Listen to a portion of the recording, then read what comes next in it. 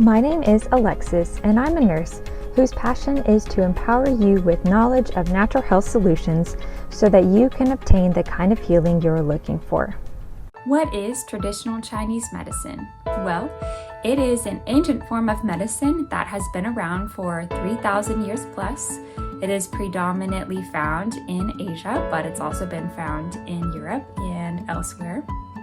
And its primary focus is on achieving balance in the body. Who practices Chinese medicine? Practitioners who've gone through about 4 years of training in grad school and who have achieved a license in acupuncture in their particular state.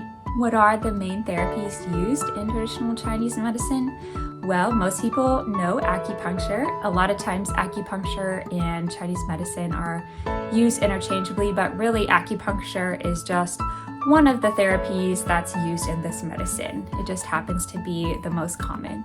But also herbs are used all the time, and these are prescription herbs. So not just herbs that you're going to pick up from your natural food store, but prescription herbs that contain several different herbs in one formula, and the provider is going to give you that prescription for that particular time and phase of healing that you're in. And as you improve, your prescription changes. It's a really fascinating form of medicine. Then they also use therapies like gua sha, cupping, moxibustion, etc. What can you expect from your first appointment with a Chinese medicine doctor? You can expect them to do an in-depth medical history with you, so asking you lots of questions about your past, even about your mother's past before conception.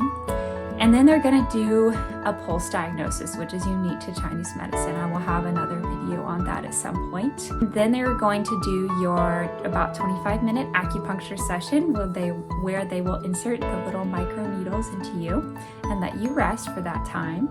And then they'll come back, and a lot of times they will go over their recommendations, like for your diet, and tell you what they're thinking herb-wise, if they think that herbs will benefit you, and if they have that in their clinic or however you're going to get them, etc.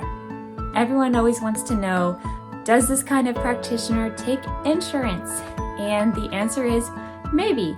It depends on your type of insurance that you have and the state that you live in. Some states, the insurance covers a lot more therapies than others. So it's always worth a phone call to your insurance company and a phone call to the acupuncturist that you are looking at, because some do choose to only do private pay, and then others will take your insurance if your insurance will pay. A couple of downsides of using traditional Chinese medicine would be, one is that oftentimes it does take several regularly spaced out acupuncture treatments in order to notice a significant difference in your body's response. You got to keep in mind that if you've had a condition for a really long amount of time, it is going to take a longer amount of time to get better, regardless of what natural medicine type therapy you are using. So you just have to go into it with that mindset. The other downside to using Chinese medicine is that the language used to describe what is happening in your body and how the medicine is working is usually difficult for most Westerners to understand. And it's not Chinese, it is English, but it's just the concepts behind the medicine. They're just different, and it's hard, it can be difficult to wrap your head around. This is actually a lot of the inspiration for lots of my videos. So if you are interested in understanding Chinese medicine more from a Western perspective, then definitely check out some of my other videos. What are some of the strengths of traditional Chinese medicine? There are lots, but one is that it is incredibly relaxing. It is rewiring your nervous system.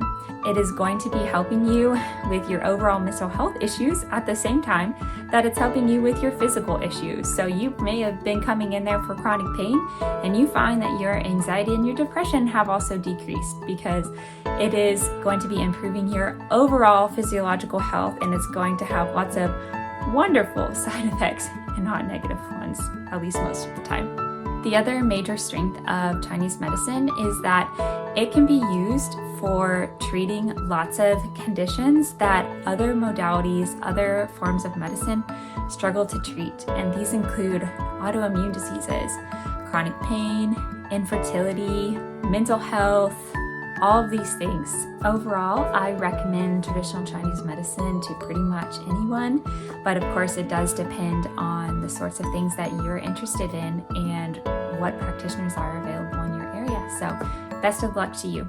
Don't forget to like and subscribe. Do it for the chickens.